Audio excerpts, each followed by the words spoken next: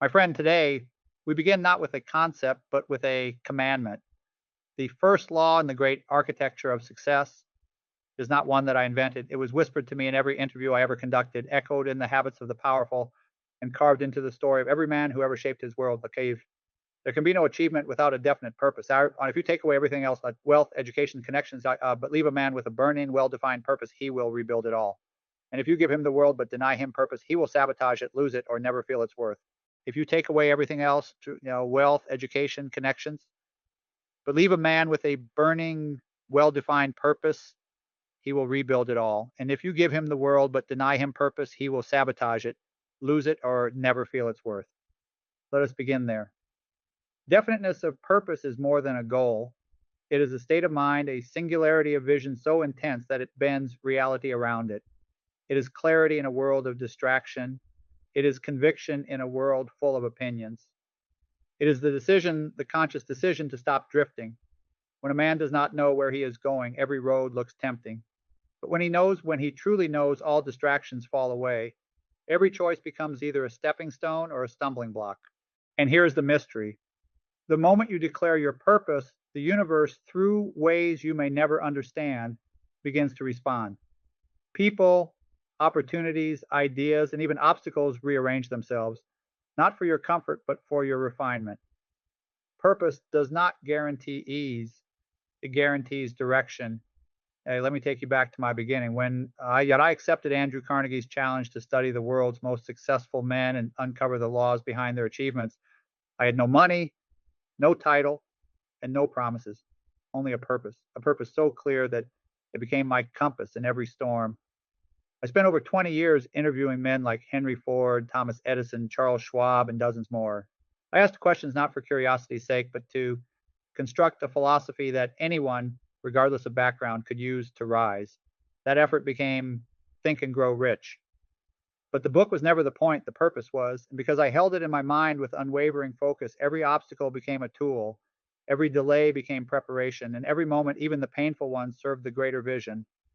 Henry Ford had one purpose: to build a car the common man could afford, not to build cars, not to get rich, to democratize mobility.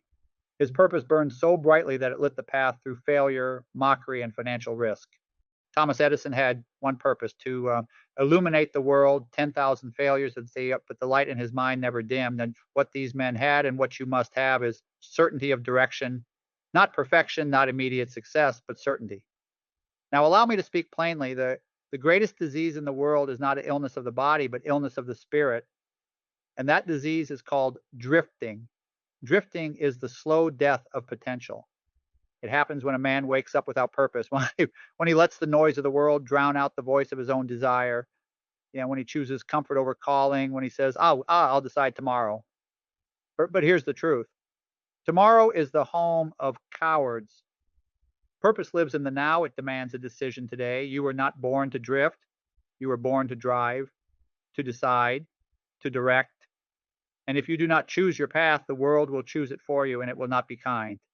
You must choose. Now, you may be wondering, but how do I find my purpose? Let me offer you a method proven not by theory, but by experience. Step one, ask yourself, if I had no fear of failure, what would I build with my life? Step two, write it down in one sentence, not a page, one line. Clarity creates confidence. Step three, read it aloud every morning and every night. Your mind becomes what it hears repeatedly. That is the secret of autosuggestion. Step four, act on it daily, not tomorrow, not when you're ready, today. Step five, protect it. Keep it sacred. Do not expose it to those who belittle dreams or feed on doubt. Purpose is not always grand in appearance, but it is always grand in effect. A mother raising a child with intention, a teacher lifting minds with vision, or an artist painting truth into the world, or a builder laying bricks with legacy in mind. Each is a manifestation of definite purpose. And if your purpose changes over time, that's not confusion, that's evolution. But at every stage, let your mind be anchored to a single direction, not scattered across 100 whims.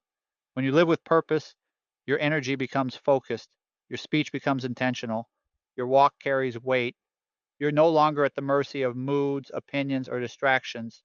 You move with resolve. So I ask you now, not tomorrow, not next week, what is the one thing you are willing to build your life around? Do not answer quickly. Do not answer safely. Answer truthfully. Because once you have it, once your purpose is clear, the rest of this philosophy will become your map. In the next part of this lesson, we will explore how definite purpose becomes fuel, how it draws resources, and how it builds the will to persist when others give up. But before we go there, I invite you to do one thing. Write your purpose, read it aloud, and let the sound of your own voice ignite the clarity within you. We begin with purpose because it is the hinge upon which every door of success swings.